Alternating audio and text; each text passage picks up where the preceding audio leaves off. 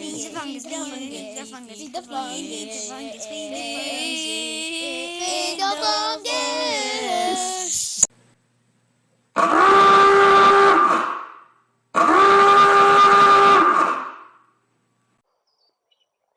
All right, kids. It's the 28th of July. A couple days before my birthday, in case anyone wants to send me birthday wishes. And you're listening to the Stream of Random solo cast noise generator. It's not a podcast. I mean, it has an RSS feed. But people who are into podcasting will not recognize this as a podcast. It doesn't have the high quality yet. But we're working on it. I actually have something to share today. So I sat down, and as I said, I think yesterday, if you're stuck trying to get someone else's program to work, maybe it's best to write it yourself. So I took this module that wasn't working with TypeScript, and I just imported it into my program. And then I used the error correction. I used Emacs in the error correction system. It tied TypeScript development, interactive development environment to fix up the errors. And I learned a lot in the process. So I've now gotten to level 1, or I've taken a step up on JavaScript, TypeScript, React.js, and 3D.js. So quite happy with that. Quite happy. I was able to get that component that I was working with, the slider, the range slider, to work. And one other thing that I learned, I have a link to it, and I still have to do a write-up and create a video and make it more appealing and usable, which I think will be the animation part, where you can do custom animations that you can change yourself. I'm really happy with my progress. I was feeding the baby and watching my son and trying to juggle all these things and get it done after I had spent so much time struggling with these different tools. And finally, for publishing, there's Webpack. And Webpack can not only run your code, but can also distribute it. So I haven't gotten the automated publishing working just yet, but I'm making progress on that as well. So things are moving along. Yeah, so that's it. Let me just give you a little reminder of what it does. Oh, it's called 3JS Math or something like that, the project. I'll put a link in the show notes. But it basically gives you an array of points that you can rotate in real time. And you can adjust the size and X, Y, and Z and the spacing, a couple of different parameters. And they'll change right when you make the change. So you can experiment with different 3D effects. Now the one feature that I want is to be able to type in the number as well. And then the other one is I want a reset button for the, what are these plums growing on this tree? Yeah, that's crazy. Plums. Have a reset button to be able to reset the rotation to 0. So,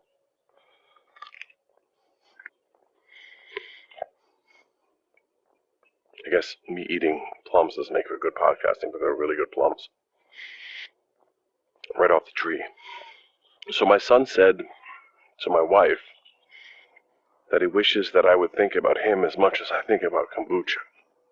And I guess he's feeling a little bit jealous that I'm obsessing over kombucha right now, because I'm thinking about creating a product.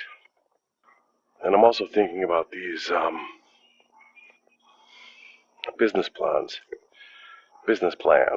I got some books from the library on business plans, and they basically said a business plan is like a simulation of your business, where you can make mistakes before they get expensive. You can think things through. And damn, that's where I'm thinking, well, the hard part is to get people to try it, and also to keep its shelf life. Because kombucha doesn't really hold very long.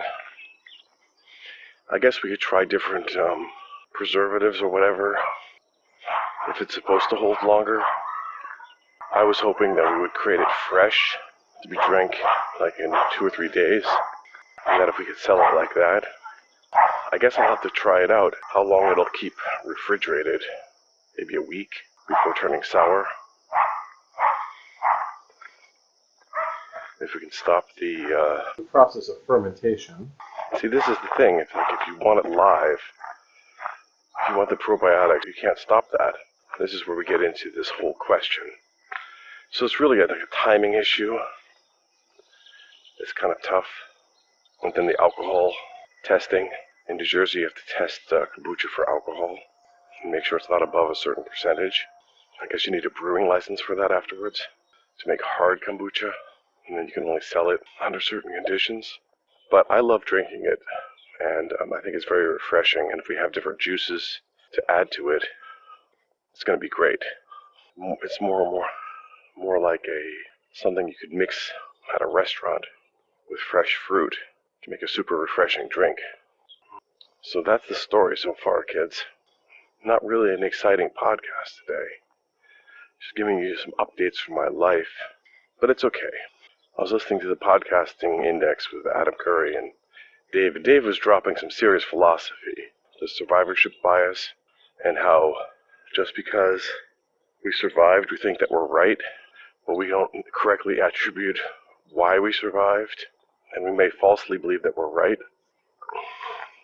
And that's an interesting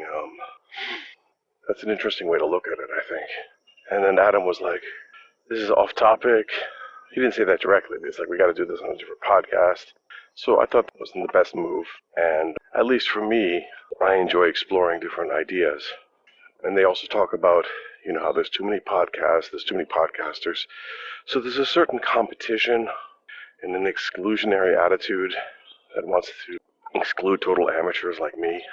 But it's kind of like, I guess it's really the question of how long I can sustain this and how long can I go with nobody really listening to me. Like, how long will I continue to talk? How long will I continue to talk with? So I was trying to say that how long will I continue to talk with nobody listening? And what will sustain this podcast?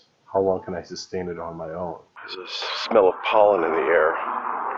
Smell of these trees. Get a little piece of pollen stuck in your throat. Can be quite annoying. So I don't really have anything else to say, kids. Don't have any content, except I'm not going to talk about vaccines or the virus anymore. I'm done with that again. It kind of crept back in. I've kind of gone back. I'm kind of switching between these different topics. I'm not really doing hardcore math right now either. So I guess I'm waffling. I'm not being consistent, disciplined enough. That could be horrible. Horrible. And, but what are you going to do about it? We change, we evolve. Nothing stays the same. I think it was one of the philosophers, the Greek philosophers said, everything is flowing. Was it Democritus? Lao Tzu talks about the Tao, change, Lao Tzu. And we really get into this whole idea of the process of life. We talked about the biosemiotics. And that's like one of the key ideas that we've talked about that has profoundly influenced me. The process, philosophy, life as a process, things as a process, as opposed to the individual, as opposed to the individual person or thing as a atom. The whole idea that we're part of a living process. To think outside your own boundaries. And, now I remember. So I've been going swimming every day almost with my son. And I've been really enjoying just floating. Also hanging upside down or doing some slow spins. Or pretending to be like a dead body float. And it's very, very relaxing. And I've had some of my most profound ideas while doing that. And it's not an epiphany, because an epiphany, my dad's like, why don't you use the word epiphany? I said, because it's a Christian concept, it's the revealing of Christ. So we don't use the word epiphany here, but I had a nice idea, and I really saw yesterday while swimming, I saw how my mind is getting stuck in a rut. I saw how this normality is like a hologram, a reality tunnel, a something that you wear, a habit, a habitat that are, I can't even put it into words, but I really, really saw it clearly, how we go into this world of comfort and our minds kind of assume a certain state to run in, whether or not it's true or false or whatever. I've been playing Pokemon Go, I admit. I'm even just collecting Pokestops right now as I'm doing my walk. As horrible as that may be, I'm not doing anything else except doing the stops and the walk. I thought it could be, I don't know what it is. I guess it's the gamification, it's the relaxing part, the fun part. Maybe it's the reward of having your phone blink at you, the dopamine, the control. But it's also you don't want to let your friends down.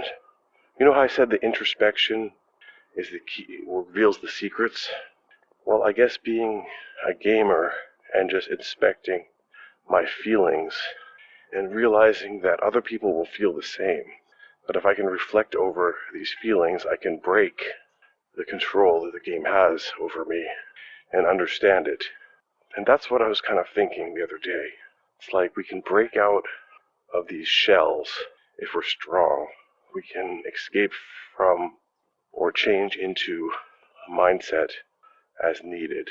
And that's where listening to these motivational guys, like, I have to say that Gino Acaro has really pushed me over the edge in terms of seeing things from giving it your all perspective. My dad always said, do what you do with all your might. And he told me this story a couple times about this guy, a pilot who wrote this book, and he met him at an airplane show, and he heard him talking, and then he got in contact with the guy, and he sent him the pictures and got an autographed copy of his book, Wings Above God or something. I don't remember the name. We'll have to have him on to tell the story, because I don't remember all these details. But the short story is, do what you do with all your might. And this kind of gets into a number of things. Having willpower and being able to force yourself in and out of mindsets, and to realize that whatever mindset you're in, it appears to be correct. And it doesn't matter what mindset you assume, most of them will be stable and will, let's say, assert themselves or confirm themselves. And they would be unstable if you want to leave them. So I think that's kind of interesting. All right. So what's the message here? And it's hard for me to put into words. It really is. I guess we don't know what the best mindset is, but we can definitely listen to people, great people who tell us things. Like, some people say the most important thing is to be consistent, because if you're constantly changing, then people won't trust you. You're just going from one idea to the next, not really buying in or sticking with it, then you will appear to be untrustworthy. Otherwise, we should be flexible and adjust ourselves to the facts as they're presented and be scientific. We hear about the paradigm shifts and how hard it is for people to change their mind, to shift their paradigms, how they see things. And, of course, good virtues, do unto others as you want them to do unto you, etc. I mean, there's all types of good behavior. There's all type of good behavior that you can display, where one being moral and being good is obviously better than not. Unless of course, you look at the big people, or Machiavelli, who says you should, take out your competition. So there's no real solution for anything, I think, except, as we said, the survivorship bias. That's what we're just talking about. Like, oh, well, we got here, we're alive, so obviously something's working. Well, maybe we're just lucky. Maybe we're just lucky. And, maybe that's the situation that we're in, that we're totally delusional. And I don't just mean me. I mean, obviously, I can just take it all on my chin, but as a society, that we might not be consistent internally. We might not be living up to the standards that we said we should live up to. That if you follow the rules, that you won't get ahead. And if you get ahead, you won't be happy. And that nothing is the way it seems. Kind of like a disillusionment, I guess, or an excuse for being bad. That's what it all sounds like to me. But I do know that I'm so in love with my family, and we're having the most beautiful time ever with our baby, and most harmonious time. And everything is just running well, Everything is running well. So I really feel like I'm blessed, or lucky, or both. I don't know what else to say. And this outlet, whatever you want to call it, I mean, in the attention economy, nothing that we do matters, right? Everyone's trying to get attention, right? Everyone's looking to be in the eye of the public, let's say. I'm also vying for your attention, for your time. And I mean, who listens to hour-long podcasts anyway, right? I mean, that's pretty insane. So who's going to listen to me? But it's a ventil, an outlet for me to put my time, I guess, to some kind of use. And what we're trying to develop here is awareness. Can we develop an awareness inside the podcast?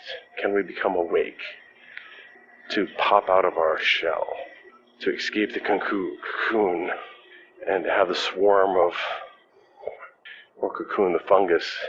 Can the fungus take root and grow mycelium in your brain?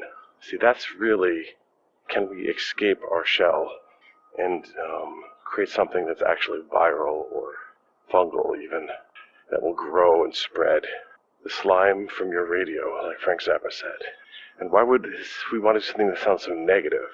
But according to my theory, it's not necessarily negative. It's just the way that ideas work. Well, but I'm also contradicting myself. Are we really talking about becoming aware? Because you don't need to be aware to be viral. Becoming aware, becoming enlightened, means, as I said, I guess awakening to the fact that your brain is a robot and it's just following some plan. That would be the question. Am I able to become enlightened or awoken? So, yes, we do have some pauses in here. I have to edit them out, I guess. I mean, this is one of the episodes that actually could use some editing. And maybe I will actually just sit down and edit the file before I upload it. I mean, why the hell not? I always said I don't have time for that, but maybe I should just make the time for it. Maybe I'll have less people complaining about total garbage podcasts if I just put a little bit of work into it. A little bit of what is it called? Compressing, noise reduction, space reduction, or blank, pause, heavy breathing, cutting, stuff like that. I mean, it won't kill me to put in extra time to show some care. So I think I should do that. And I'll leave this note in here. We talk about improving. I mean, that's what they say is the key to people who are successful that you want to hire, is ones that are constantly improving. You don't want people who are don't give a shit. I mean, if you see that I have a horrible podcast and I don't care about improving, right? You'd be like, why should I even bother with this guy? What's the point? So, I think that's going to be some changes that we're going to do here, out of respect for other people, not just to get along or to be like everyone else, but just out of respect. Respecting other people's time. And I guess that's why you put show notes in and stick to topics and all that. Not everyone wants to hear just rambling for no purpose. Maybe they like the podcast, but they don't want to listen to every episode. They want to know what I'm talking about when so they can tune in and pick up that little bit of information. They want it to be usable and spoon-fed. I guess that's why transcriptions would help. But to be honest, I don't want transcriptions just because, well, of censorship. I guess I have to self-censor myself. And I guess eventually they're going to come after me anyway for something I may or may not say. And I guess there's no way around it all. There's no escaping the fact that this is in the public, and I should stop hiding and just deal with it. If I really wanted it to be private, I would, take it offline, not publish it to begin with. Does that make sense? So, I guess we're going to have to put in some more work to make this work right. And maybe we're going to have less episodes or shorter episodes because of that work. Because the more I talk, then it actually becomes a burden on me instead of a burden on you. And maybe that's the way it should be. Maybe I need to put the burden on myself to clean it up, not just the burden on the user. So this comes into the question of usability, right? Who's going to put the work into the inference? Who's going to put the work into the research? Who's going to put the work into the fact-checking? And that kind of gets into the Alex Jones world, where he doesn't put the burden of research and proof onto himself. Like, you never find any references. You just hear him spouting stuff with no links.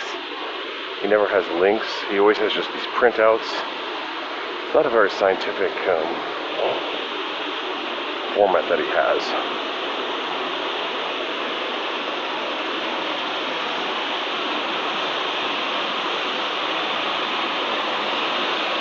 It's loud. Let me go and pause.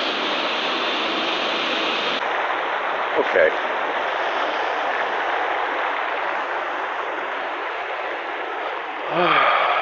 Well, I gotta get back to work. It's almost 8 o'clock. And, honestly, I won't have time to edit this right away. So I could just wait until tonight to publish it. It's not like I'm getting any messages anymore saying, oh, we missed your episodes. So maybe no one's listening anyway. So I might as well try and do it a little bit better and put the work in and maybe add some show notes, find some references, and find out who the name of that guy is, maybe edit that in,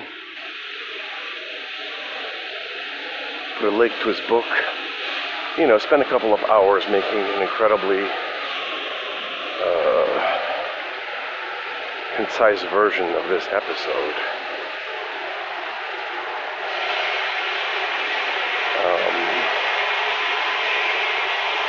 And maybe I should publish it into different locations. Reduce the garbage, the noise, re-record sections of it. Make it perfect. Because I don't have enough to do in my day job. I don't have anything better to do than this. And you don't have anything better to do than listen to me. I think that's kind of where we're getting at. And it's Zeitvertreib, killing time. Aren't we just hanging out together? And who wants to hang out with me? So, these are the things I've been thinking.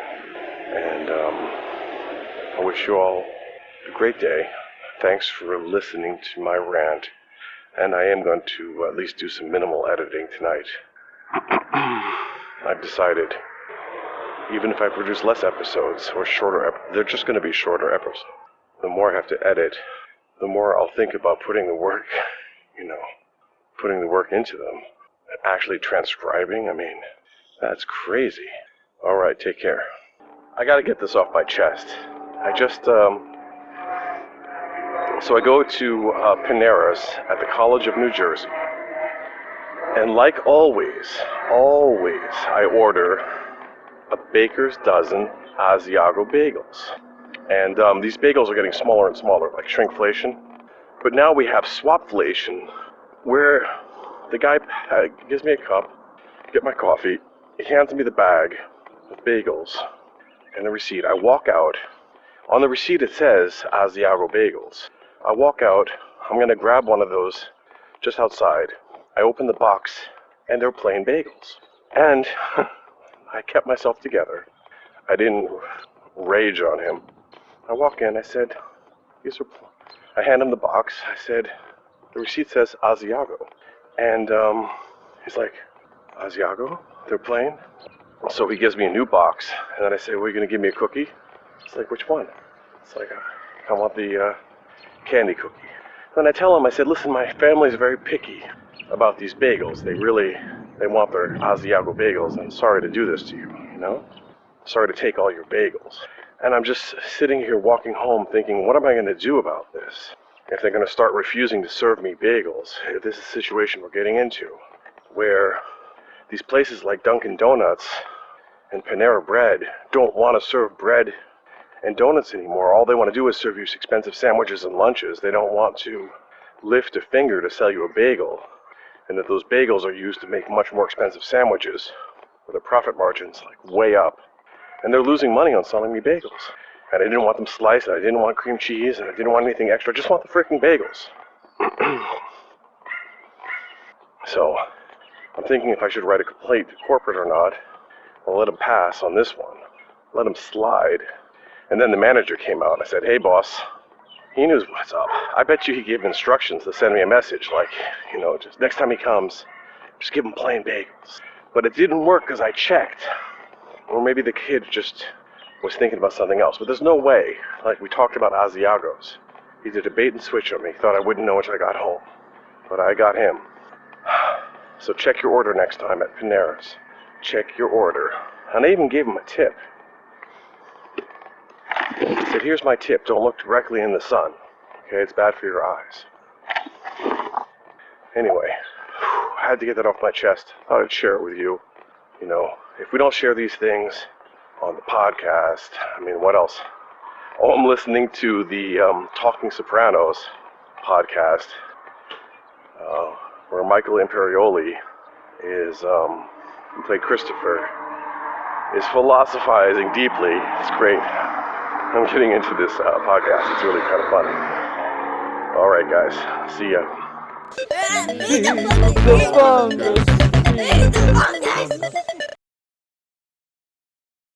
Good morning. It's the 29th of July, and this is your host, Hacker Mike. And welcome to the next episode of the Stream of Random podcast on NPR. That's right. We're now on the NPR network, so you can listen to us nationwide. Gotcha. We're not on NPR, guys. So how you doing? Listen, I wanted to say that I actually listened 8 minutes last night. I cut down a 40-minute episode down to 25 minutes by removing the pauses, which was pretty crazy. I applied noise reduction, and those, oh my god, I had to cut so many of those out. These sighs and I had to cut all of that out, as well as street noises, dogs barking, airplanes flying over. I mean, it was crazy noisy, but there were some beautiful bird chirpings in the background that came out very crystal clear, so I was quite happy with that. Okay, so here's the list of rules. No more sighs, and no more walking where there's any cars at all. I'm going to stop recording. Unless it's the almost absolute epiphany, like the most amazing idea that I have to record, sure.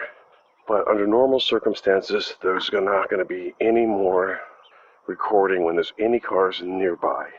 No more sighs, no more and so I can leave pauses because I can edit those out automatically. So I applied a noise filter on the car noises, and that brought them all pretty much down. And I even inserted newly recorded audio where it wasn't clear. And then I transcribed the first 8 minutes of it, which was a horrible task. It took forever to transcribe, and I was doing Googling on kombucha and health department. I can talk more about that, about my plans. So I have to be careful of any noises. Listen to these birds chirp. No, that's nature. Oh, and the clearing the throat. That's also got to go. So we're going to carry through with this, which is going to make for a lot shorter episode. And I'm going to force myself to listen to me talk. Oh, and I transcribed it, then I pasted it into a grammar checker, and it's like passive voice, passive voice, passive voice, passive voice. And I also noticed no period, no comma, no fully formed sentences, just stream of random consciousness being dumped out with like and so stream of random. Well, some habits are gonna die hard, let me tell you. Some habits are gonna die hard, especially these sighs, or me drinking coffee. All of these noises is just crazy. Crazy amounts of noise. Okay, so those are all details that might annoy people, and they annoy me too. Carolyn Blaney from Hog Story said, listen to your episode. See what annoys you. And I didn't take that advice because I thought if I listened to that episode, it would cause brain damage. But it's really the question of, do we want to improve? Do we care about ourselves and our product? Are we giving it our best? Are we doing the best we can with what we have? Or are we just cruising along? And, do we care about the other people? Is it giving in? Is it changing for other people or following some arbitrary standards? Okay, there's cars. So listen, I'm going to put this on pause until I get out of the car range, out of respect for my sound quality. All right. So I cleared the cars in a quiet neighborhood. We might have an occasional car. So I'm listening to the Lex Friedman podcast, the latest one on string theory, and they're talking about whether physics is math and science is philosophy. Isn't it amazing how loud those cars are? Incredibly loud. Philosophy, he said that scientists are philosophers and they look for things that are aesthetically pleasing, and only if it's aesthetically pleasing is it sought to be true in science. But why is the monster true if it's not aesthetically pleasing? I think it's safe to say that if it's aesthetically pleasing, it will be more adopted, it's more usable, it's more attractive, and it'll gain a greater footing. But what if the fundamental truths of the universe are ugly and nasty and not aesthetically pleasing, if they seem to be totally arbitrary and random? So that's my idea. Contrary, being contrary. How's that for a silent sigh? Can't hear that. So, oh God, I said so. It's going to take me a while to adjust how I speak, and I might just have to say less on this show. I was thinking, what if I just had to think about the things before I said them? And the reason for all of this, my dear listeners, is that we're losing listeners all the time, and it's really getting bad in terms of dedicated daily listeners. So that's why I said when we get to the bottom, I'll take that as a sign for change. They say for dealing with friends and family with addictions, you have to let them hit the bottom before they're willing to change. I guess that's kind of like me. And there's no reason why I can't try harder. We talked about this, so let's talk about string theory. I'm going to continue to listen, and I'll just give you my thoughts as I go. Okay, so here's my idea. We take the QR code of the URL of the app, of the website that I've been working on with the 3D graphics, and we embed that into the color scheme so it'll display that QR code on the screen in the 3D points in such a way that it can be scanned and rotated. And the reason why we need this QR code is so people can scan it and get to the website. I want to create some short video clips highlighting what this app will do. I want to share it on different social media outlets in such a way that it's short, like even a GIF or some short clips, stuff for people with low attention span. Morning. Morning. This is the attention economy, and really, I want to have the landing page, when you click on it, have it load and grab you and slowly ramp up what it's doing more and more, and also display some sounds. maybe play this clip right here. Welcome to the Stream of Random 3D animation math thingy. What a name, huh? Welcome to my math experiment, my 3D experiment, my interactive 3D experiment. I could also just go on pause until I think of a name. But basically some audio that would be played as well when you load the page. That would be pretty awesome. Okay. So, what did I research yesterday? Well, first of all, New Jersey is the only state that does not allow baked goods to be sold and produced from home. And there's a new law that's been passed, which is the cottage kitchen law, to allow that. So I just found out about it. Now, they allow you to produce vinegar and mustard, but kombucha is not on the list. So I already wrote to them and asked them about kombucha.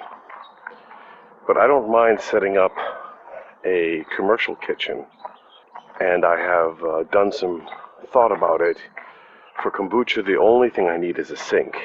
So I need to run a water line into the one room, the sunroom. I need to create a separate wall, an entrance door at the end of the room so we can still get out of the house. And then I was even thinking a vinyl curtain might do. And then, so I have a place to wash my utensils, I guess hot and cold water, and a drain. And that's all I really need to run my, and then I would put tiles in and make it nice and clean and sanitary and have like sticky mats and HEPA filter and all that stuff we have to keep it nice and clean. So that's kind of what my plan is for the kombucha kitchen, and that I could start selling it without even bottling it. I could start selling it at the farmer's market directly out of a vat and just pour glasses and mix it with berries and fruits and juices and so forth. And test the market. It's $50 for 3 days at the farmer's market, and start building up my brand. That's what I was researching into. I also researched more into this whole alcohol importing business, and that it's illegal. It's illegal to have a distillery in, or even parts for a distillery in New Jersey. And everything is very regulated. The transport, the production, the serving, everything. So that's also what I researched. Seems to be a little bit over the top there. So what else? I put all these links in the show notes from last episode. I didn't actually get to talk about some of those things, but I don't need a stove, see, because I'm going to make cold brew kombucha, which does need a stove. And I think I can sell $50 worth to cover my costs in a weekend and just do an experiment.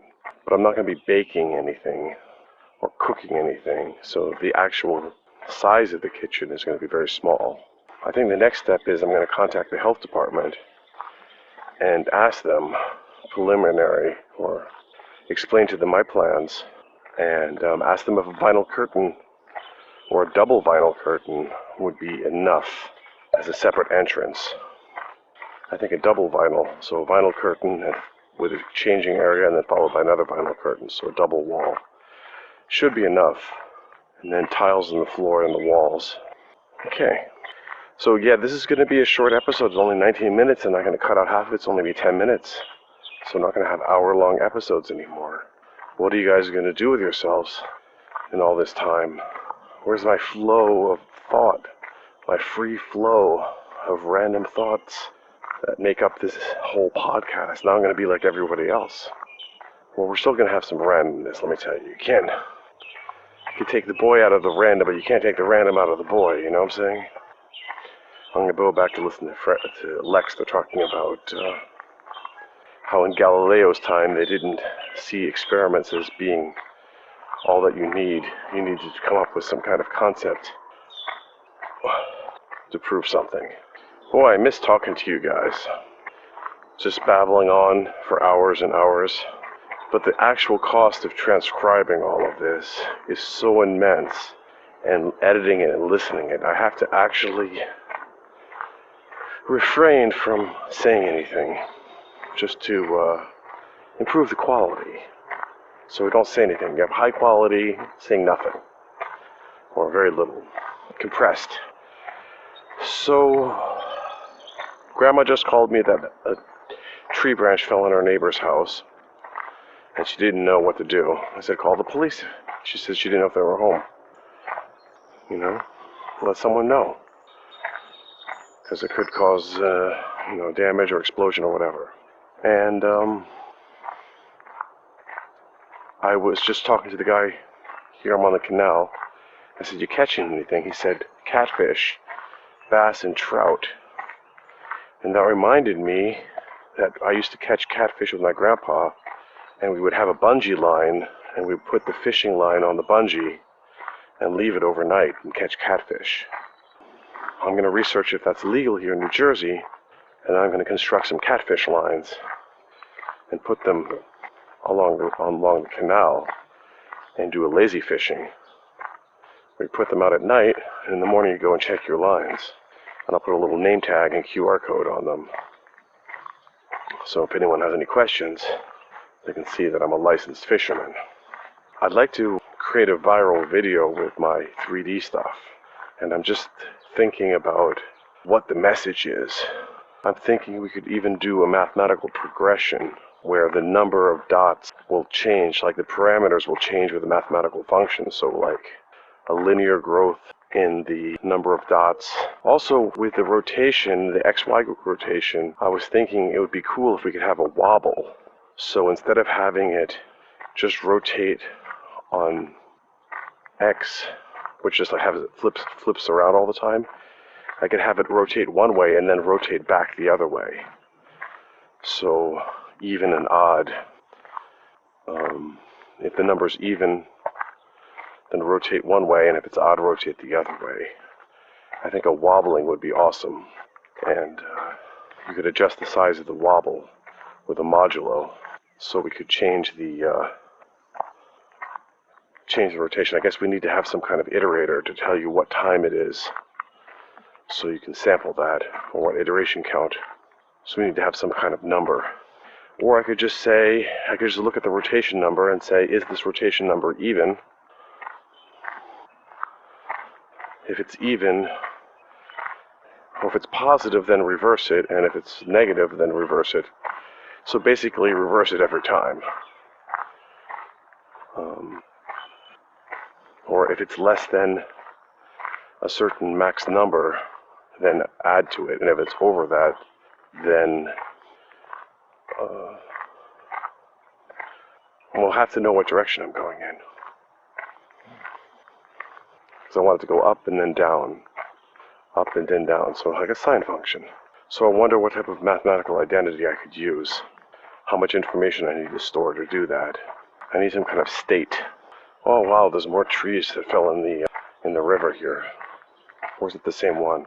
I really miss these talks already.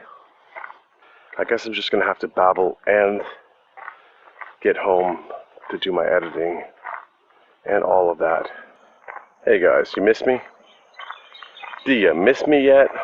I'm kind of struggling with the idea of, in terms of social media and how to get my message out. I'm hoping that I can create a video or something that goes so viral that people will jump on it and share it on their own. How do you get your message out? How do you get the attention? Is it even worth the attention? All right. Well, we have enough recordings of me just randomly speaking, hours and hours and hours of it, days and days and days of it. If we haven't captured enough of that, I don't know what to say. And it's not wildly popular. It's not like people are saying, oh, finally, we have some real cross-section of life.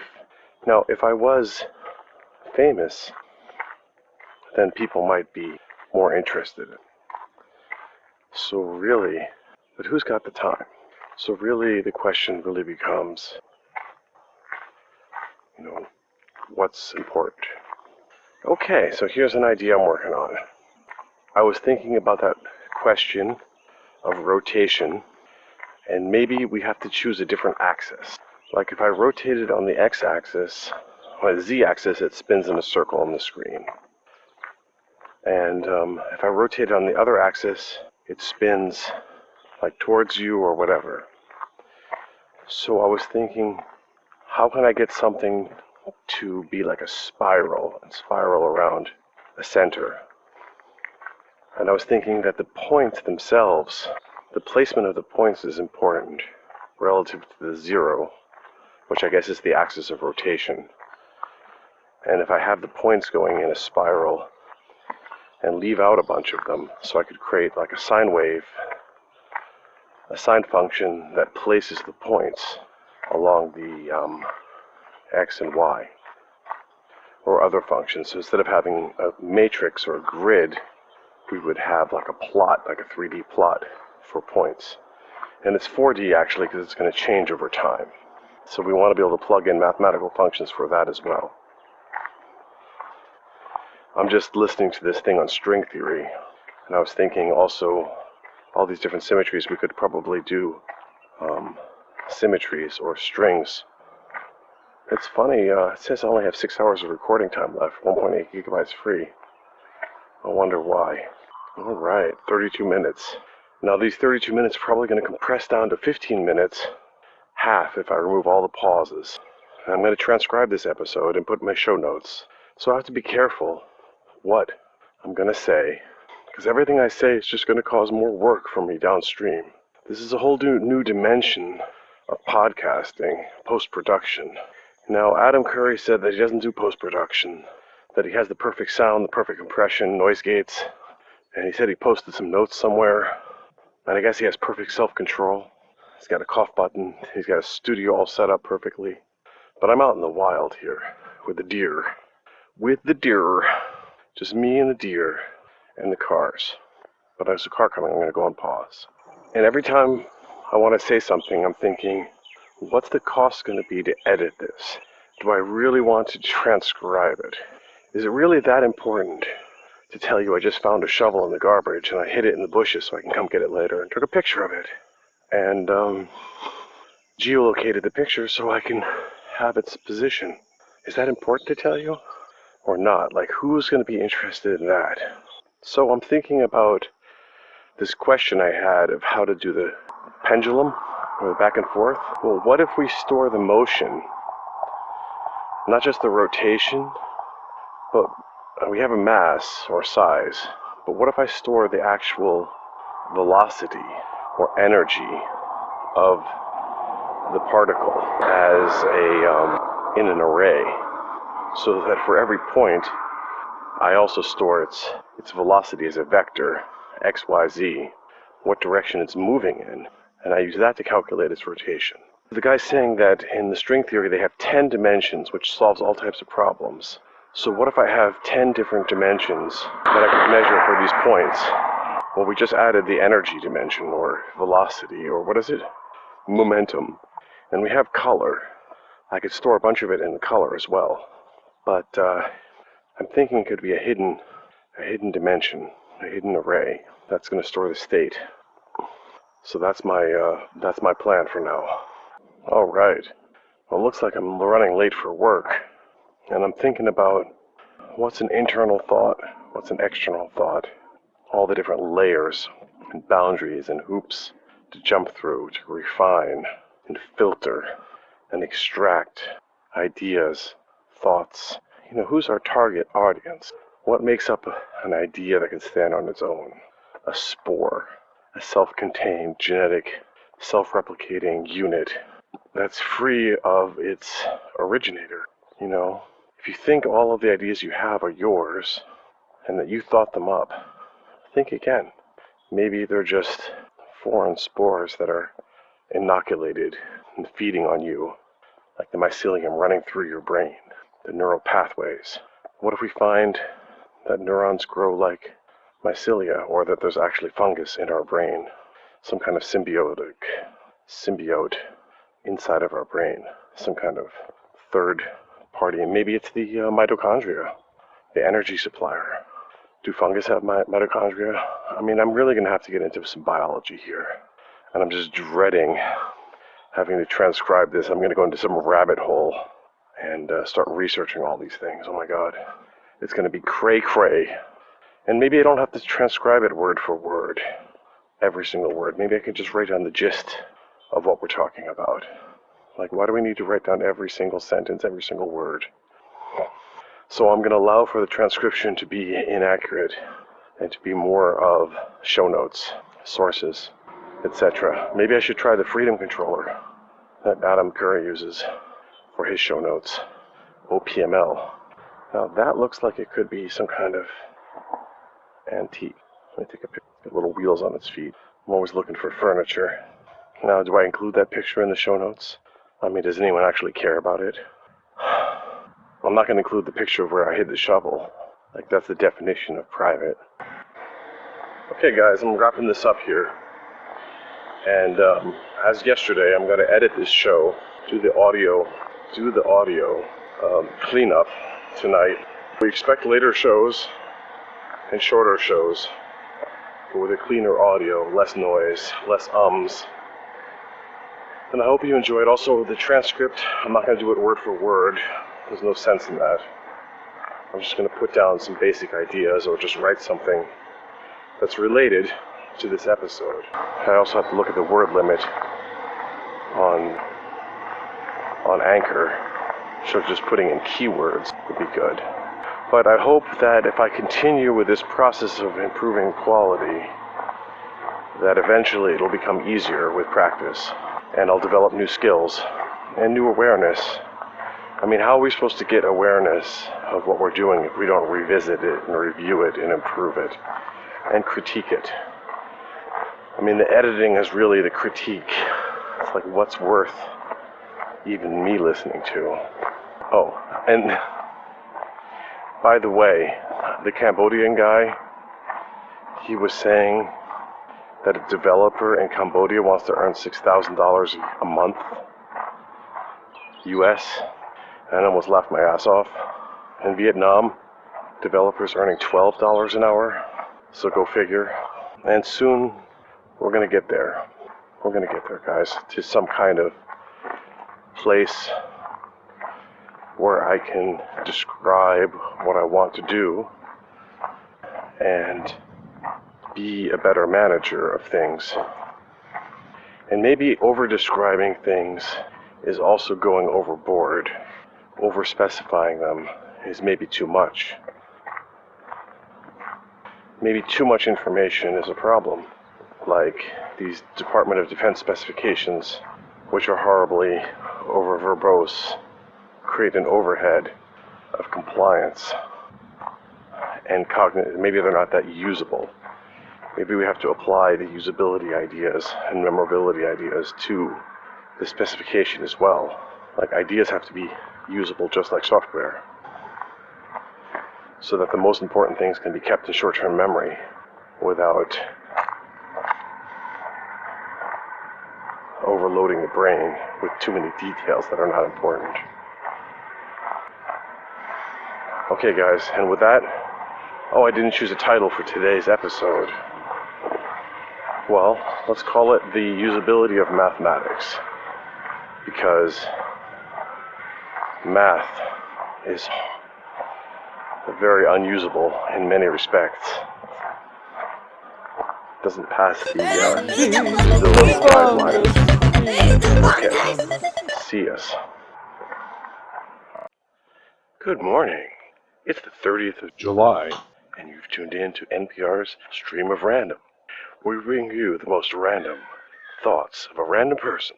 Thanks for tuning in, and we'd like to thank our sponsors, Pfizer, for providing us all the incredible vaccine. So get your jab, kids. How's that sound, guys? I sighed. I can't help it, and I'm going to leave that one in. I edited out so many sighs, so-ands from my show yesterday. And I really reduced the time in half. I literally took a half car coming. Well, the best thing I can do for editing is to stop talking when a car comes, so I can edit it straight out. Pauses don't matter. I can take as long as a pause as I want. Boy, those footsteps on the gravel on the train tracks, they really showed up. Also on the canal, the footsteps. You can actually tell where I am walking, or what I'm walking on, from the footsteps. So we have different levels of cars coming. So we have different levels of thought here. We have thought that reflects upon what's happening around me. I'm going to call that local, or occasional, no, incidental, random thoughts that are related to what's going on in my immediate surroundings. Then we have thoughts about the show, like the process of producing the show. So, production thoughts. Then we have our thoughts about a specific topic, topical thoughts. Now, normally, a show would remove all of the production thoughts and the random or incidental thoughts from the show. Oh, those plums were really good, but I'm not going to eat them on the show today. I'm going to just take them with me because they were super loud. So, let's just go over the incidents of the day yesterday. Well, yesterday we had a freaking tornado, a so-called tornado, and it went right through our town. And I'm like, oh God, this is a New Jersey tornado. It's gonna like a plastic bag is gonna be swirling in the air. So I decided not to panic about it. My wife decided to panic, especially since Grandma, who's our local tornado expert. Oh, I've worked out our names for family members. There's Grandma, which is my son's grandma, which is my mom, right? And then there's Baby Mama, who's my wife, who's the mother of my baby. And then there's Bro, who's Big Brother. And then there's little baby Albert. So that's our new pronouns. And I use we for the symbiotic the symbiotic colony of fungus and bacteria and human that we call Mike, like Venom in the comics. So can you believe we went through 400 unedited episodes only to decide to start editing? But it's the natural consequence of learning and adjusting and wanting to become better. We talked about that. We're not going to belabor the point. One of our listeners asked, what's that black and white dots that I posted? Those are the QR codes. A QR code is a three-dimensional bitmap or barcode. It's a barcode that you can scan with your phone. And on Android, you do a long press on the home button or say, OK, Google, and it'll pop up your assistant. And that can natively scan, and then there's a little icon. So that's the new thing. I'm just going to stop talking if there's a lot of noise, so I can edit it out easier. Make it easier on the editor. Because we're not just the show host. We're not just the producer. Now we're also the audience and the editor. Okay, so a QR code is a three-dimensional barcode that you can scan with your phone, and has now become ubiquitous because they've gotten rid of paper menus in restaurants. So you just have a little QR code you can scan. Actually, I'm finding this quite befreien. It's quite the Befreiung, which is the liberation. It's quite liberating to be able to pause as much as I want. It's quite the liberation that I can just pause as much as I want and then edit it out. So I don't have to constantly speak to fill in the gaps. I can just remove the gaps. So thinking about what we were talking about, let's get back to, we got QR codes. So we had this tornado last night. So I get this text on my phone. It said, seek shelter immediately. It was coming through Washington Crossing. It actually knocked down a tree in Pennsylvania. Can you imagine? And so my wife starts panicking. She's like, we have to go to Grandma's bunker. So then she's totally panicking. So we go to Grandma's. They go into the basement. I said, I'm going to go get the son. I'm going to go get Bra, because she's like, no, I'll go get him. I said, no, you get him. You stay here. You protect baby, because if anything happens, baby needs you more than he needs me, you know. So I go get the kid, and we drive through the worst rain and wind ever. We're driving through the tornado, basically. I go to the jiu-jitsu. I say, where's my little troublemaker? I grab him. We run to the car. It's pouring down rain.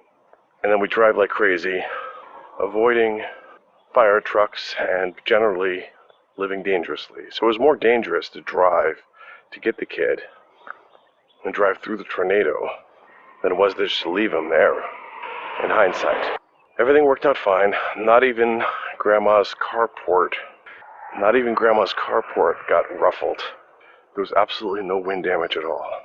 But, you know, the message that we got on our phones made it sound like the end of the world was coming. Which just makes me think that we're reaching a point that the phones are just telling us what to do, and we're being conditioned to panic when the phone tells us to panic, and the government's in control of the phones. It's like, the temptation is great. I didn't hear the air raid sirens going off, you know? That sounds like an airplane. Helicopter, maybe. That's quite loud. So, we've covered now the tornado. Yesterday I was so tired, I could hardly stay awake all day. It was horrible. Which is why I slept in today.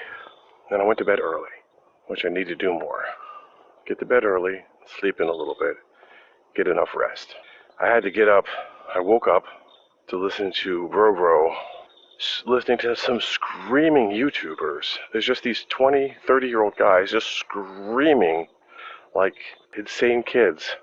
If you ever want to know why the kids are screaming, it's because YouTubers who do Minecraft just scream all the time. And everyone's generally screaming. And that gets the most views. And I think Steve Jobs was right not to let his kids play with the iPhone, because it's just modifying their minds. I didn't want to believe it. I thought it was a great babysitter. I thought he would be modern, but he doesn't listen to me. He only listens to... He wants to be like the YouTubers. Sigh. Edit. So, what else is new? We did some weeding in the garden. Massive amounts of weeds. My rain garden at Grandma's house is working pretty damn good. It's draining the water very quickly off the road. There was a huge flood last night, and it did its job. There's just a little bit of water this morning, and it should be gone quickly. So I need to finalize that project. Okay, so we've gone through life, my personal life, which is another topic. I was listening to Abs in a Six-Pack. He was talking about telling people to stop podcasting. Oh, hey, guys. Guys, I've been meaning to ask you. I've been doing a podcast. It's going to be super easy. Do you guys want to be a guest? Grant, hear the words that I say to you.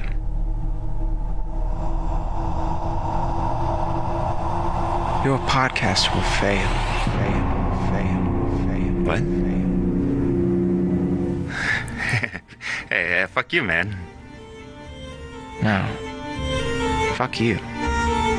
Fuck you for thinking that this world needs another podcast, and that people you know should listen to it.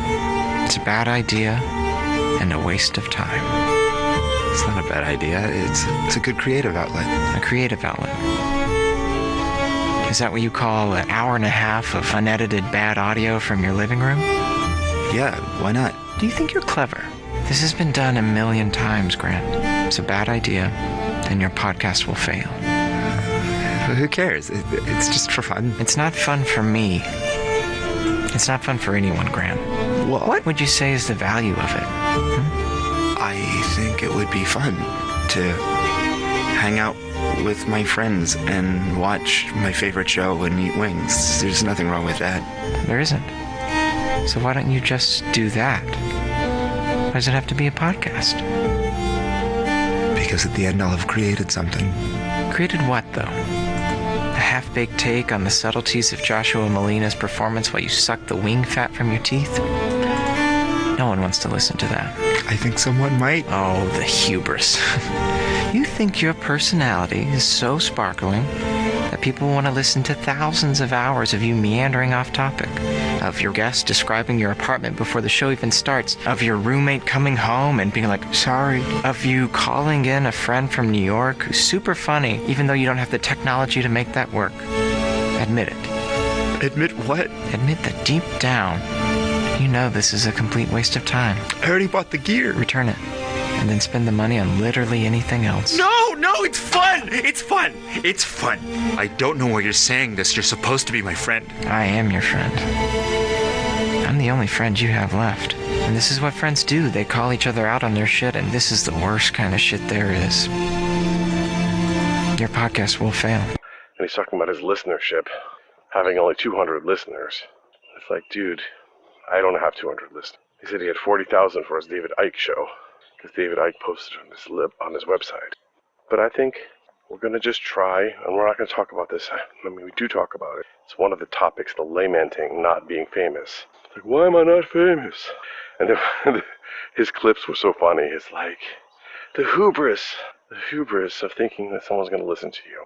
And then the guy's like, I thought you were my friend. It's like, I'm your only friend left. You have to stop your podcast now. It was pretty hilarious.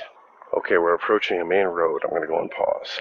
It's 20 minutes in, and I'm sure this is going to compress all down to 5 minutes. So let's be respectful of our time. Okay, I'm back. All right. So the dentist is calling. I had this filling pop out or something, which is a cavity. It's really annoying.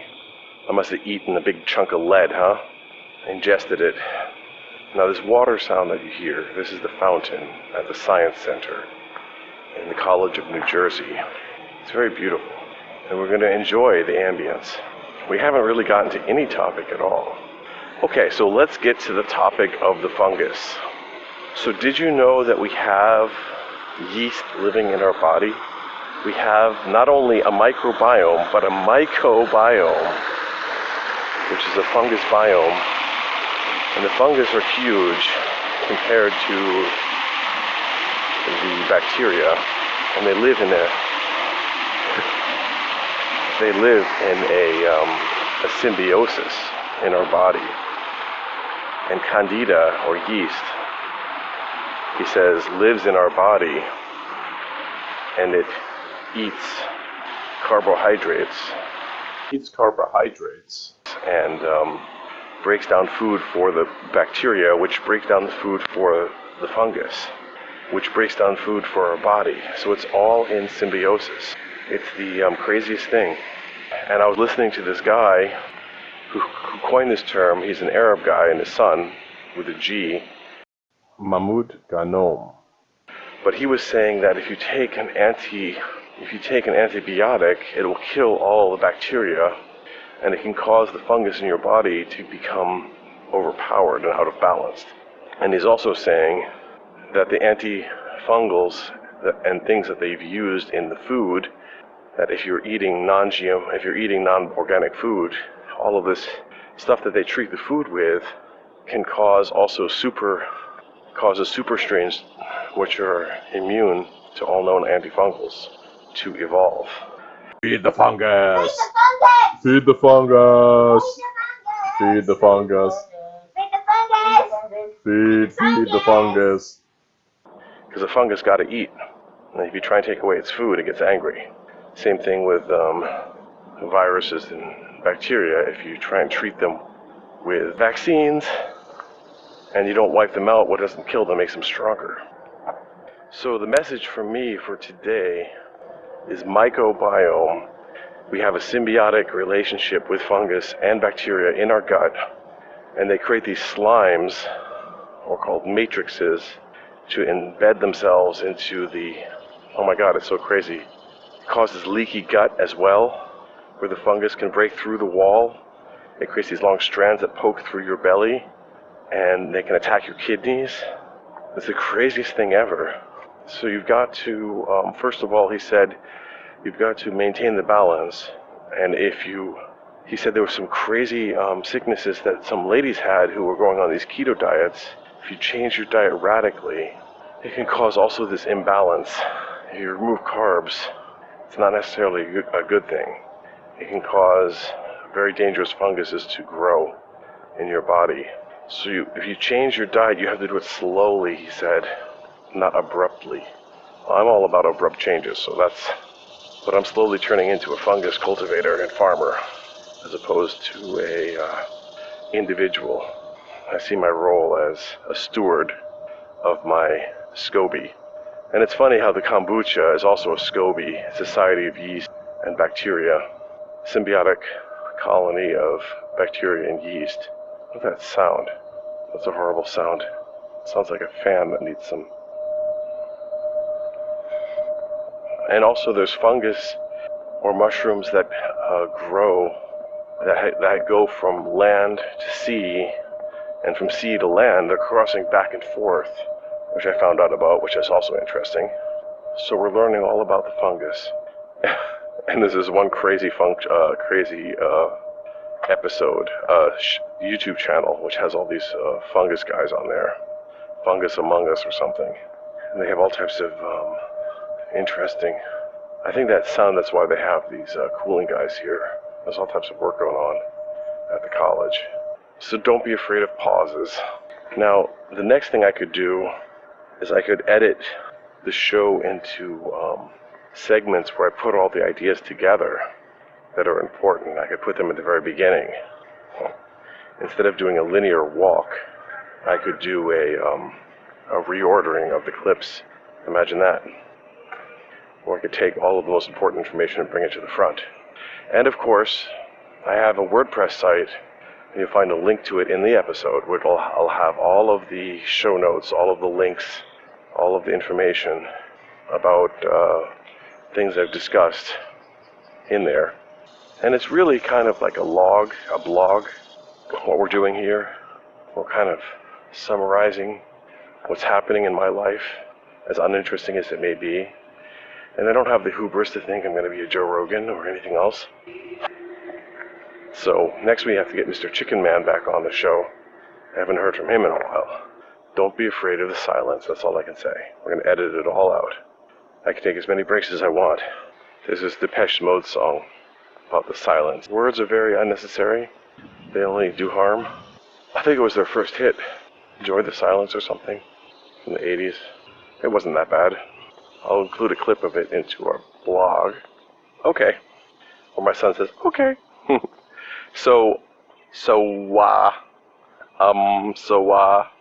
Delete all that. Delete! Listening to No Agenda Show, yesterday's episode, they're talking about a rise in gun violence and how they have community peace officers trying to create peace between warring factions in LA. Well, let's just start with the root of the problem. They say that the murders have gone up. We saw the murders go up in Kansas and the Midwest when I lived there. And it was basically people were getting kicked out of the cities and going to the Midwest. Now, I think what's happening is that we're printing more money, and there's more money to be gotten. People are not working. They're being paid to stay home. Drug use is probably going up a lot. And then there's more fighting between drug dealers. It's pretty simple in my eyes. No Agenda doesn't mention it. That's why you have to listen to the Stream Miranda podcast to get these insights. All right. So more money, less work means more drugs. More drugs means more violence. More people fighting over the dollar. And whether or not you have police or not, I think is not part of this equation. I don't know if the police are going to stop people from engaging in illegal behavior. So I also have a clip that I sent to Adam. And the whole reason I started this podcast is because I sent a clip to Adam and he refused to play. This was Marie Averbeck, where they're calling for the violent overthrow of the American government, the communists. This is really what kicked this whole thing off. I was so aghast and how this is being sponsored by corporate. I never thought it was possible. I should undelete that episode, but it doesn't matter at this point. I've come to a new realization about the attention economy and how we're all so caught up in this war for our attention. And it's funny how fear seems to get the most of our attention. And one more thing, just the lady, the American producer who went to France, they were talking about on the No Agenda show, how she said how everyone is complaining and how she decided to leave. I think I've seen that before as well, this depression and long-term depression, not knowing what to do, sitting around in cafes complaining that there's no jobs. We've seen this before. So, my neighbor's house sold for $300,000. It's $100,000 up, and his taxes went up 16%. $300,000 around the corner from my house, which is pretty crazy. Pretty crazy. So, yeah, I have this clip. I have a clip where in Australia they're saying that they're going to go after parents who feed their obese children chips. Parents of obese children who are observed to be gaining massive amounts of weight and seen eating pizza and potato cakes at recess face being reported to child protection authorities by teachers. But health experts warn that because almost 1/4 of all New South Wales school kids now considered overweight or obese, parents may have trouble accepting their child is beyond a healthy weight range when teachers try to counsel them about the issue. The New South Wales Department of Education's Mandatory Reporter Guide urges teachers to counsel parents if their child's heavy weight threatens their own lives and to report them if they do not take action to stop it. And if they see the child eating chips in school, they're going to arrest you for child abuse. I thought that was a good clip, but he didn't use it so far, or not that I know he's used it on the show, so I'm going to use it on this show. I don't even know why I would even not use such a great clip on this show. But we haven't had clips in a long time. We haven't done a clip show in a while. So the 2 phones and the podcast mixer, haven't used that either. I've settled down on the most simplest technology, just the headset on my phone. I'm going to call this episode a dud. I mean, we didn't really cover too much, and I don't feel like talking too much more and editing more. It's like it took me forever to edit last night, and I dread doing it. I dread having to actually go back and edit, so I'm going to talk less. So you guys want higher quality, you can have less content. But I'm respecting your time, so that's good. And now the people who are complaining about why they don't listen, they're still not going to listen. But that doesn't matter, because I'm going to improve from this and learn from it. So I'll just take extreme ownership of the editing. All right, guys, you take care. See you tomorrow. Bye.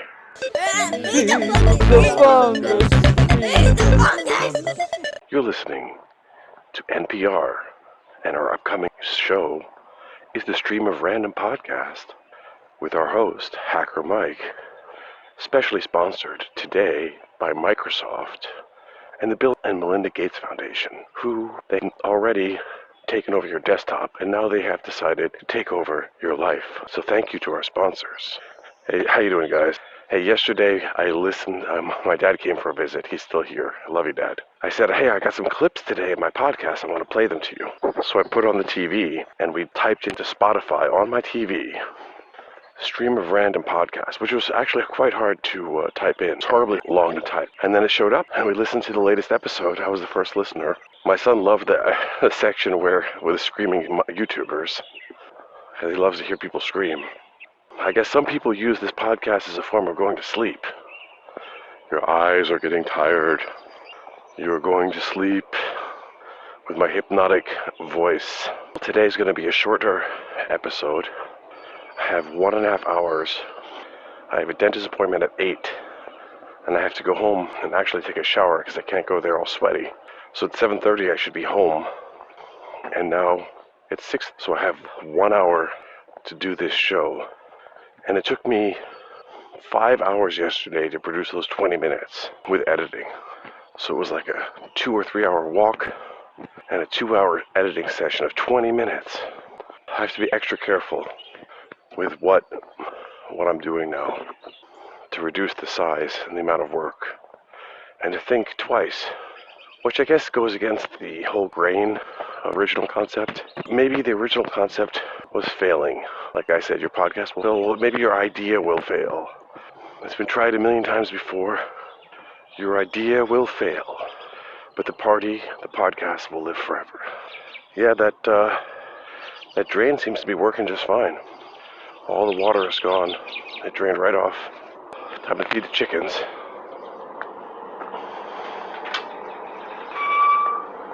I guess I'll leave this in here for sound effects, huh?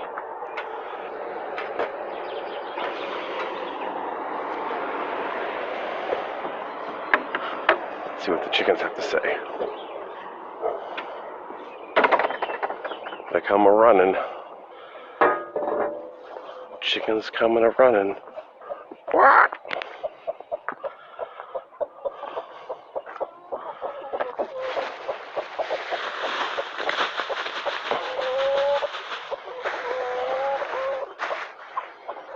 They got some cabbage here, they got some tomatoes, got some eggshells. They seem to be going for the bits of meat. Alright, I got the most massive pumpkin growing here. They do grow quite large. So feeding the chickens garbage. We feed them garbage and they feed us eggs. Isn't that a great deal?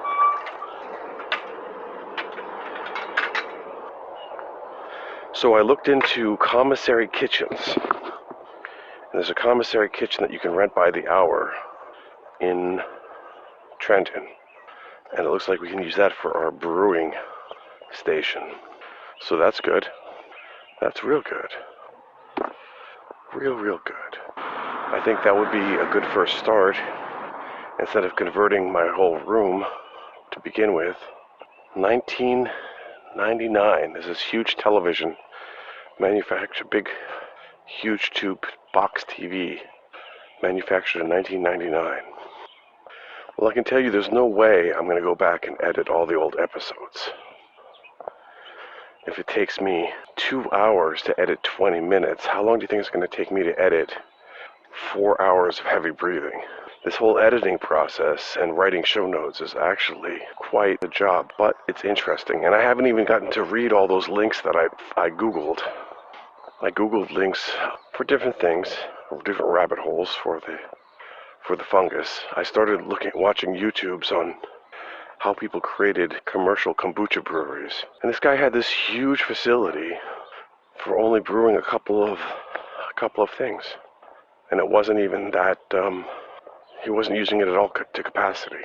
So, and you're allowed to create vinegar in the cottage kitchen now in New Jersey. So I would argue that kombucha is basically a vinegar. And wow, I just cut out a whole bunch of stuff using my recording tool. So it appears that I can actually scroll back and edit out, just trim off the last couple of seconds.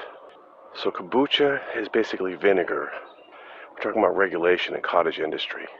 And the new cottage industry law has not taken place yet, but I'm going to petition them for kombucha as a form of vinegar or related to vinegar and a low health risk.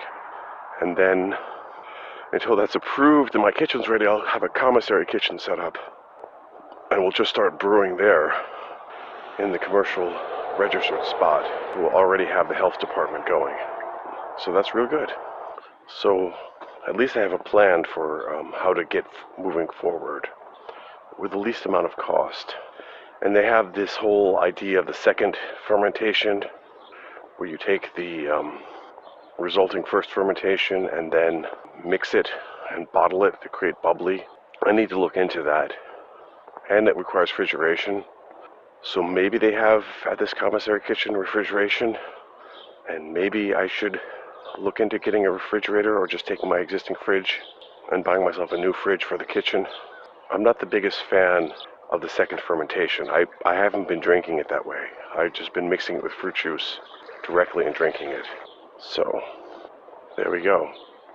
We're going to look into that some more and try this whole second fermentation idea. I mean, the times when I second ferment, I add the fruit juice or fruits and then it goes sour very quickly if I don't refrigerate it.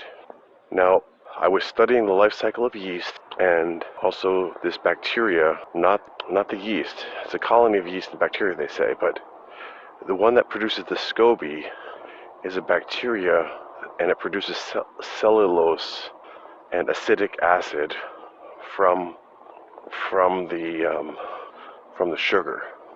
And this is a whole complicated thing where the sucrose is broken down into glucose and fructose, or maybe fructose.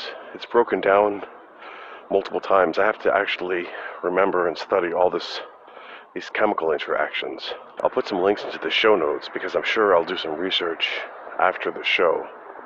I've been having some fun doing show notes, and maybe I'll even add in some clips for my desk clips on this whole topic, because I'm sure you guys are interested in the fungus and the bacteria. Boy, those are some loud trucks. They're so far away, but they're so loud. Now we're going to try some experiment today. An experiment in Pokemoning. If I can reach a certain Pokestop Okay, so what's a Pokestop? So in Pokemon Go and in Ingress, I think they're called portals.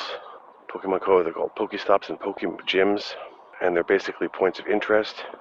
And once you reach a certain level, you can add them. And it turns out that this adding process, they get all added at the same time. So all of a sudden, all over the map, new ones have appeared in the last 2 days, including some of the bridges, just like bridge number 578 or whatever the hell it is. So that's all interesting. I can't believe I play this game, but the thing that's attractive about it is that there's so many different aspects to it. It's so multifaceted, and there's so many different ways to win, and it ties in with my walks, and I'm just always scheming about how to find the optimal solution, the laziest solution, solution. Oh my God, yesterday I was listening to me singing.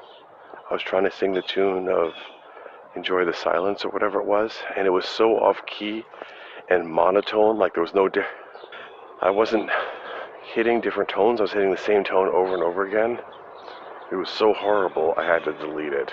Even just 3 notes that were all the same. It was like da da da. I guess it shows you that I have zero singing skills, and I apologize for any time I attempted to sing anything on this show. I guess that could have lost me a lot of listeners. I sent a voicemail to the Hog Story guys, and I told them that maybe they should listen in to the Stream of Random, because I gave a shout out to Caroline and said thank you for your production notes. I mean, I received them so late. It just takes me a while to process everything. I guess it's also my ego that's in the way. It's getting in the way of my progress. You know, we can identify with a mess that we create so much that it becomes part of us. But we have to admit the hard truth that this mess that we create is not really the intended result. It's just the accidental.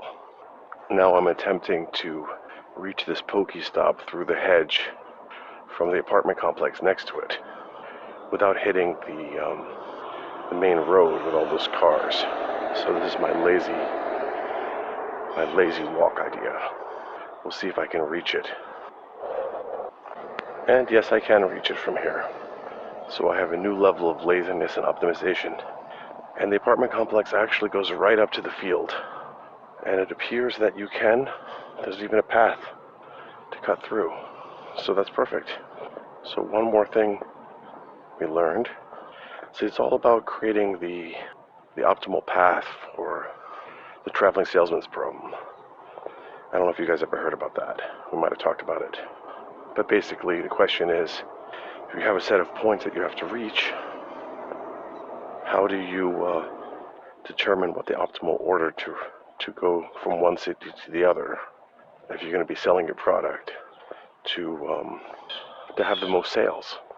And I guess it's also the question of life. It's like, what do you do in your life to reach some points, to put on your gravestone? What is he going to put on his gravestone? I caught 20,000 Pokemon. I achieved level 50 in Pokemon Go. That's what I'm going to put on my gravestone. That's the question. What do you want to put on your gravestone?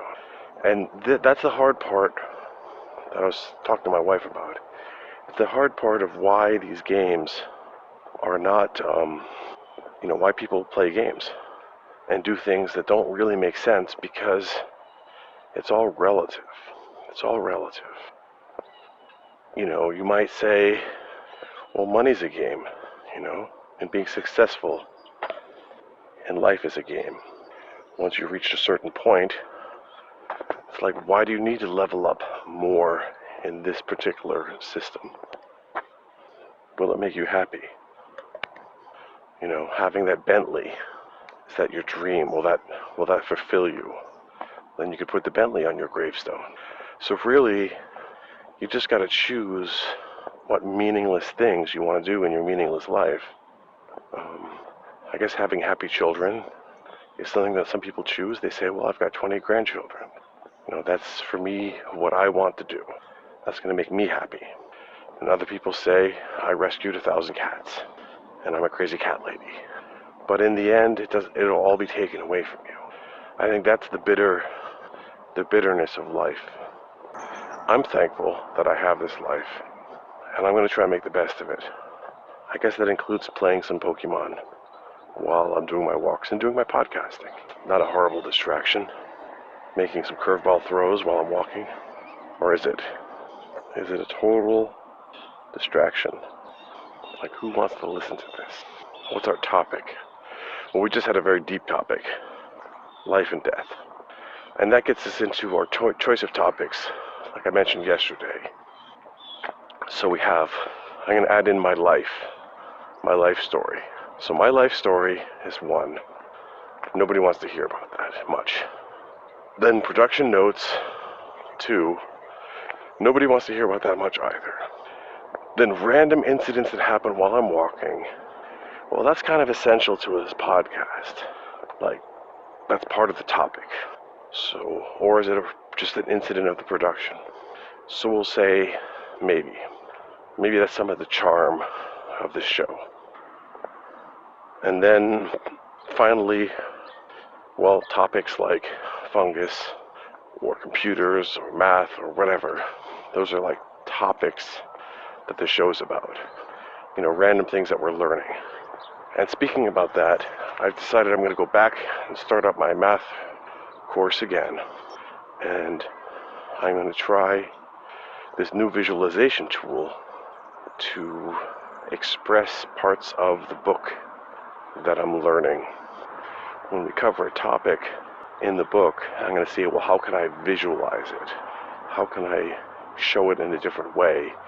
Can I use my visualization tool to explain that and make it maybe more apparent to my kid or somebody? So that's what I was thinking. And we're going to roll back and start with like the beginning things. And this is where we're getting into my fight with math and trying to understand it, is that math has always been something that you do out of necessity, and you manipulate those symbols out of necessity. I just got to get through it. I have so many blockages. But maybe if I take my newfound understanding and apply it, I'll be able to get over that hump. And I think part of the understanding is the understanding of the arbitrary encoding, that there's a million different ways you can encode and prove a mathematical statement or a relationship, and you just have to be able to prove the mapping and its usefulness. So we'll see. We'll see what we can do.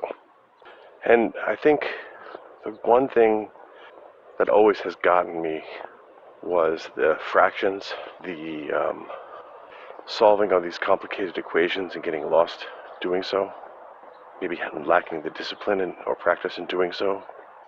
And it could just be practice and focus. Okay guys, well, I think this is enough for today. I gotta go get my teeth fixed.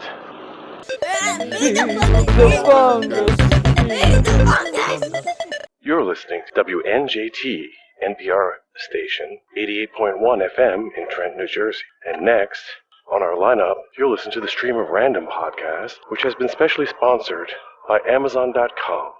Amazon has been destroying local businesses since 1994, and they have no intention of stopping. So support the destruction of local mom-and-pop shops and go buy Amazon.com today. And now for our featured content. Hey, it's Mikey Mike and the Funky Bunch. How you guys doing? This is a Stream of Random for the 1st of August, 2021. And my birthday's coming up soon. If you want to send me birthday wishes, go ahead.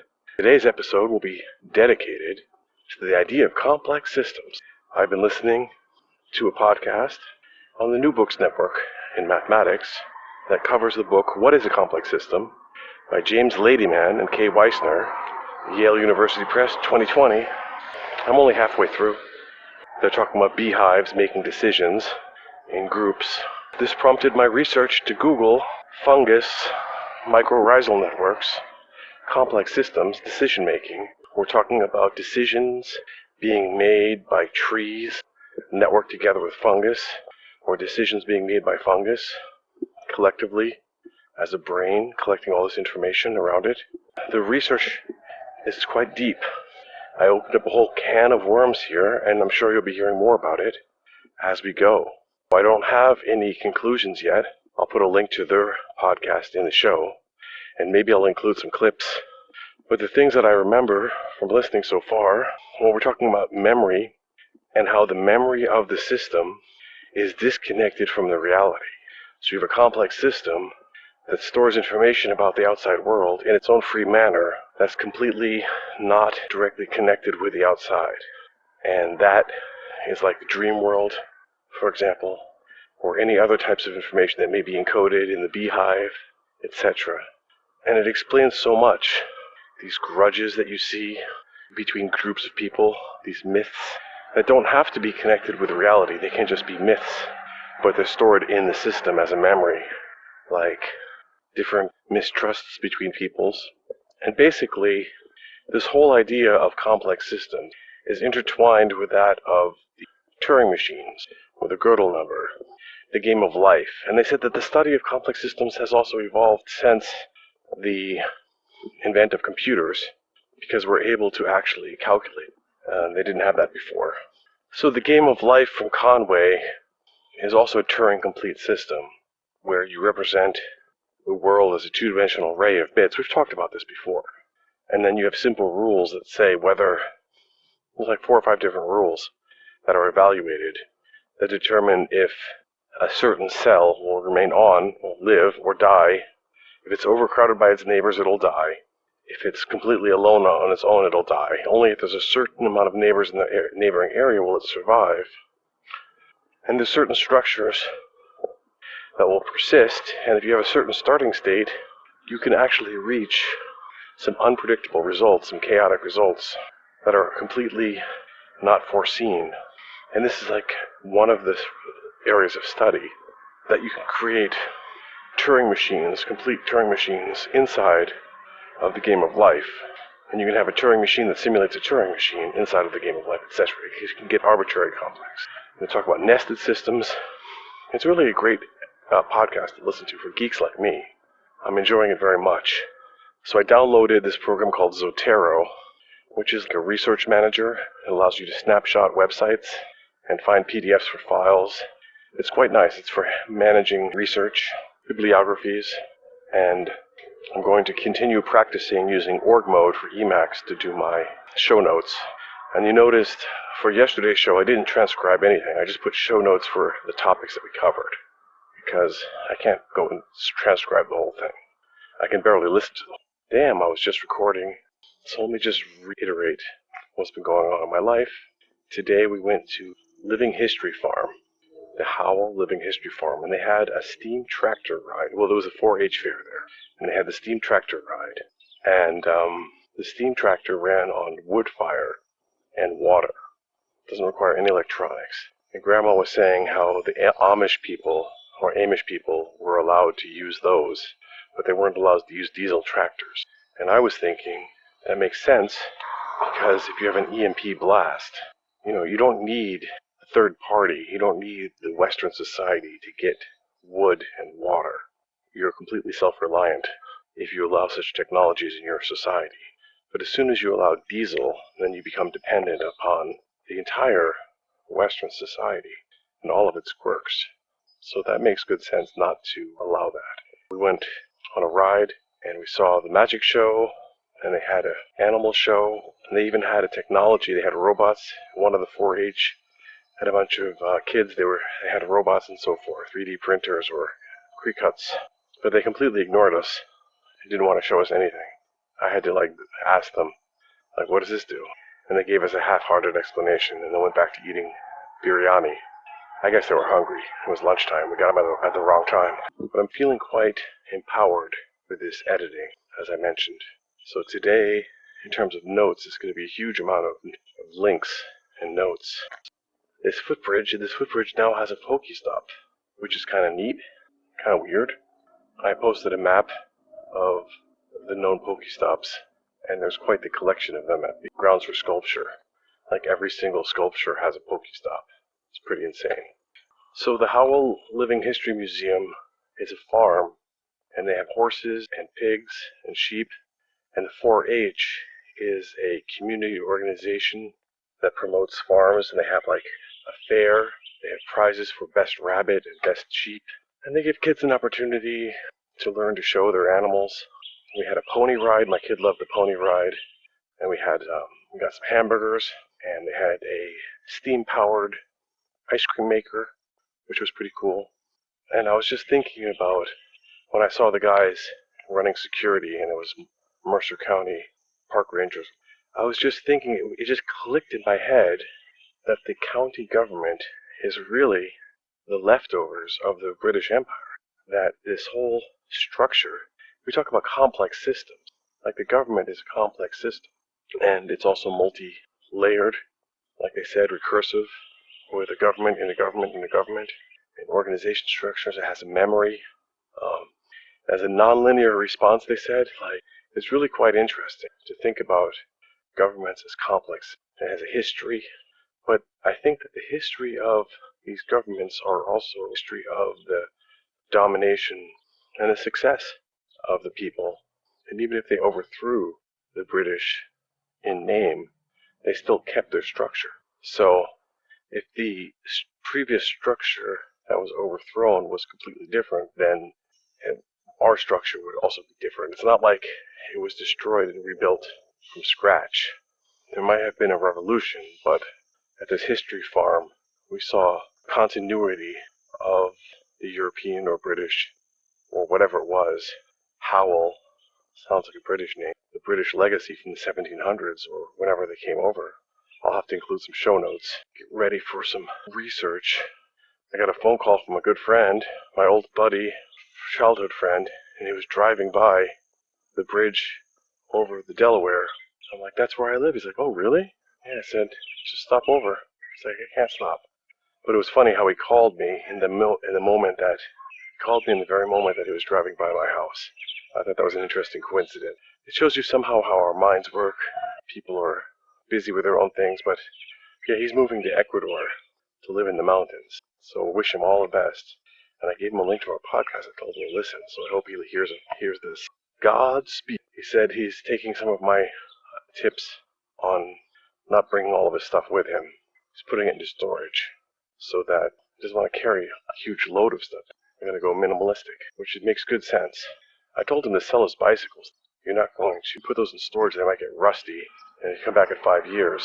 You might as well sell them, and instead of transporting them halfway across the state, halfway across the country, to your storage location. But even if he decides to come back, at least he won't need all that stuff. Yeah, I'm not going to have dogs barking their heads off on this show. So no cars, and no dogs continuously barking. If I can have anything to pause or edit that out. It was raining today, or drizzling, relatively cold, so that's good. Oh, and we also started to apply the wood chips to the garden, and I'm following the fungus idea of ripping up the major root structures of the plants that I want to get rid of because they feed the other plants. So I ended up digging up. So in grass, you'll see like 1 or 2 huge grass plants and a lot of smaller ones. So the big grass clumps, I dug up and I shook them out because I know that that's where the mycorrhizal networks live, and then they feed the other plants. But all this editing and reduction has been helpful for me to get a control or handle on what we're doing here. I was always putting it off, saying, oh, one day I'll hire someone to edit my show. Now I realize that my show is never going to be good enough, that someone's going to want to edit it until I edit it myself. That maybe there's not enough interest in just completely random points of view with no structure at all. And that gets into the theory of random numbers. Like, how do you know, even if we do have a good point, how do we know why we have that point? Is it just we lucked out? Or did something drive us there? So this kind of gets into the question of intent and purpose. And it's more than just having some intent, let's say, because if you look at the quality standards and the GMP standards. It's not enough to have a procedure for your quality. You actually have to be driven by a scientific model and have to be able to prove why you're following this particular path. You can't just follow it and say, oh yeah, this is okay, because this is what we did before. You actually have to prove that you're following it for a particular reason, for a model, and that you're acting based on risk, based on knowledge and science and facts. So talking about the show itself, as I said, is not that interesting. Production notes and so forth. It's secondary. Primary subject of today is complex theory. But this show is a complex system of its own. In a way, it's a complex interaction between people, between the listeners and me, your host, and between me and the world. But I don't know if it's a complex system. That's part of a complex. It touches on different complexes. Okay, well, let's listen to some more. Spontaneous organization is one of the key factors of a complex system, that it will reorganize or organize itself on its own in a way that's not foreseen or planned. And this is also gives rise to conspiracy theory, that this and that are caused by some agent, the Illuminati, the fungus, or whatever. And we all know that this whole fungus theory of mine is also a synthetic conspiracy theory. But now we're reaching the limits and the commonality between these different self-organization. So here's the definition. Complex systems are networks made of a number of components that interact with each other, typically in a nonlinear fashion. Complex systems may arise and evolve through self-organization such that they are neither completely regular nor completely random, permitting the development of emergent behavior at macroscopic scales. All right. So I was just thinking that this complex system called life has so many different parts to it, and that it might be like the Uber system that spawns all these other systems, and they're all just part of a bigger, more complex system, and the planet Earth might just be part of a bigger, more complex system. And this is what we had with this whole theory of the fungus, the intergalactic fungus. So, look, they got a camera right up there staring at the whiteboard. That's funny. Recording anyone who writes on that whiteboard. That's new. Actually, I'd never noticed all these cameras everywhere. There's cameras everywhere. Okay. They're going into all types of information theory as being a statistical probability, the chance of something happening, as the definition of information. It's talking about manipulation of decoupled representations of external things to make decisions. That sounds like math. Abstractions are decoupled, not directly connected to the outside world, which are being manipulated, following certain rules, to then answer questions or solve problems. Can you say algebra and other systems? Ant colonies? Alright, guys. I just made it to level 35. Just made it to level 35 in Pokemon Go. So enough of this insanity. It's like, why do I even care? What's the point of it all? So what's happening with you guys? I haven't asked that in a while. I don't really hear from my listeners very often anymore, except the one listener. But we're not going to lament that. The reason I don't hear from my listeners is because no one's listening. Because they don't want to hear me heavy breathing, and I'm not respecting their time. I mean, that's the feedback that I've gotten from so many people. They want to see the dancing clown. Well, I'm going to dance for you. The guy was saying on this complex systems talk that computer systems, that people participate in a system even if they don't share the goals, and the goals of the computer systems are the replacement of all social interactions with the computer. The mediation, that every interaction that we have will be mediated by a computer. Well, it's not going to happen with the Amish people or Amish people, let me tell you. And some people ask me, well, why do you say Amish when we say Amish? Well, it's also part of the vowel shift. I actually have to look up, is it pronounced with a long or short A? I always thought it was. I think in German it's pronounced with a long A. And they're from southern Germany, from Alemann. They're Alemans, and I would say that they would say the long A. That's just a guess. I don't know for sure. But check the show notes, and I'll put it in the link after I get home and edit all this garbage. I don't know why I was trying to get to the next level. I guess I'm setting goals for myself. I'm having fun, but it seems to be more of a burden than anything else. play this stupid game. And I have to put a limit to it. I have to put an end to it. You know, I could just keep on leveling up, but what's the point? Am I really learning anything? Or is it a complex system that I'm taking part in? So this Cambodian scammer guy is trying to get me to invite my friends to invest in his scam system. And he doesn't even realize that he's part of a scam. He has some investment company full of spelling mistakes. He's like, oh, well, they send me checks. It's like, well, that's nice. They send you checks. So complex systems. I mean, how do we know what systems we're part of? And the goals of that system are separate from our goals. That's what he was saying. I think that's one of the big takeaways.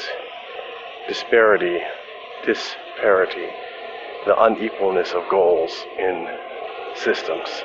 Like, what system are you part of? What is its goal? It's like the guy working for the bank all of his life, you know, axing other people, and in the end, getting axed himself. It's like the Egyptian workers who build the pyramid for the pharaoh, and then in the end, they get buried in there with him. Or in the show Sopranos, I put a link to Talking Sopranos, you know, where Tony Soprano's on his deathbed, and in the end, none of the people even care about the guy's wife or him or anyone.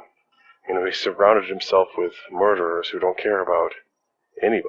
So I thought of something fun that I could do instead of playing Pokemon Go. I could go to all the vaccination sites and read and collect the information about informed consent and find out what batch number it is, what adverse effects have been reported, and what are the instructions. I mean, I haven't really ever looked into it, but it could be something fun to do. You know, go to the vaccine center and just say, hey, well, what are you actually vaccinating people with?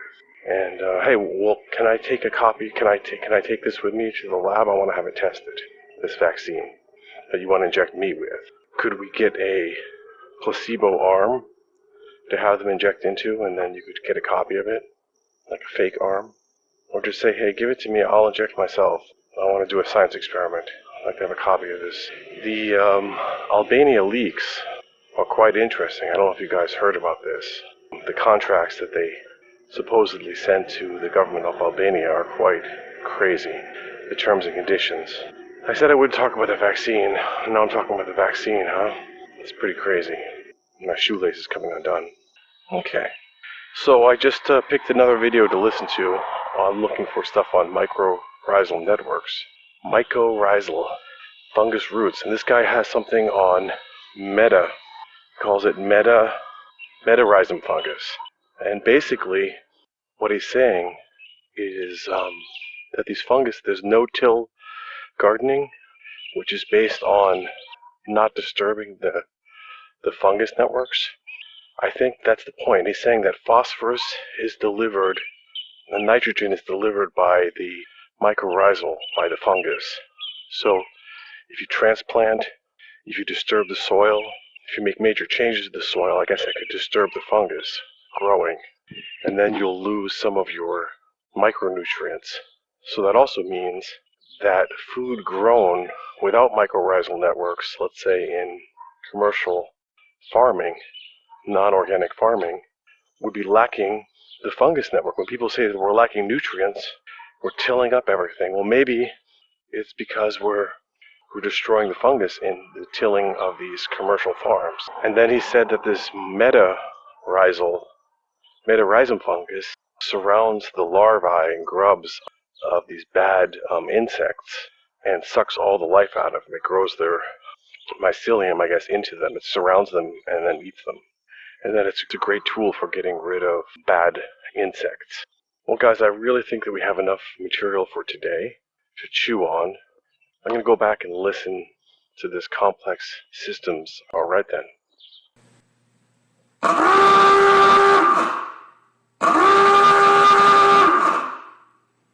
Feed the fungus, feed the fungus, feed the fungus, feed the fungus, feed the fungus, feed the fungus, feed the fungus, feed the fungus, feed the fungus, feed the fungus, feed the fungus, feed the fungus, feed the fungus.